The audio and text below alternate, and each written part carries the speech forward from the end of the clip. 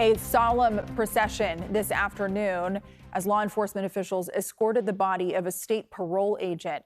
Joshua Byrd was shot and killed at a state corrections office in East Oakland yesterday. The procession began this afternoon at the Alameda County Coroner's Bureau in Oakland, and it ended at a funeral home outside of Sacramento where Byrd lived. Oakland firefighters joined local law enforcement agencies in saluting Byrd's procession as it traveled on 580. As his wife and 3 children mourn this incredibly tragic loss, we have learned new details about the shooting and the suspect's criminal past.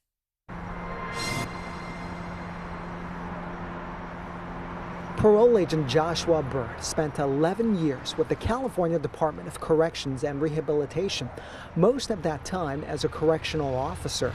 Last year, he transferred to become a parole agent, working with the Oakland Parole Unit.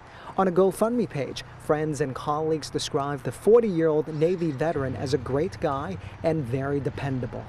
During Friday's graduation ceremony for new correctional officers, a moment of silence was held in Agent Byrd's honor. Rest in peace, Joshua Byrd. I was a sergeant here when he came through as a cadet over 10 years ago.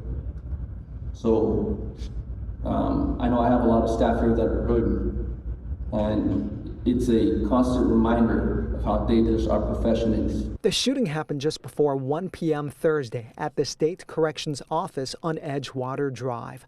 Law enforcement sources tell me the suspect, Brian Keith Hall, walked into the building with a gun. As you can see, there's no metal detector at the front entrance. A security guard working in the next building told me he heard 2 gunshots.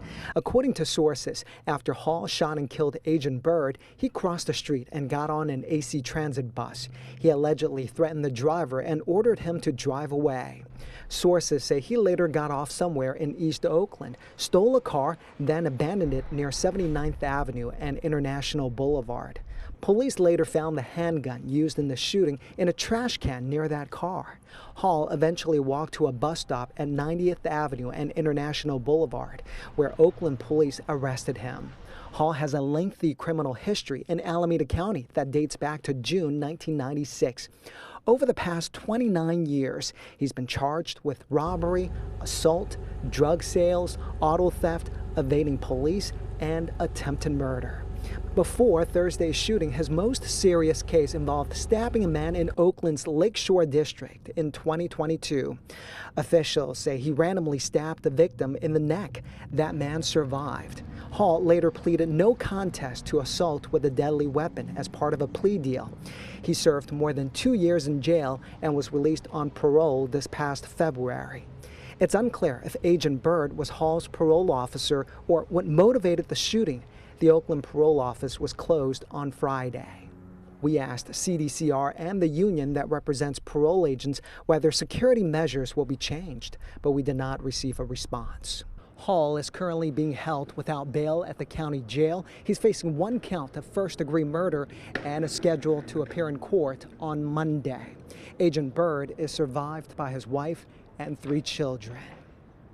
Now, this is the first line-of-duty death for the State Corrections Department since 2018. Right now, flags are flying at half-staff in the state capitol in honor of Agent Byrd.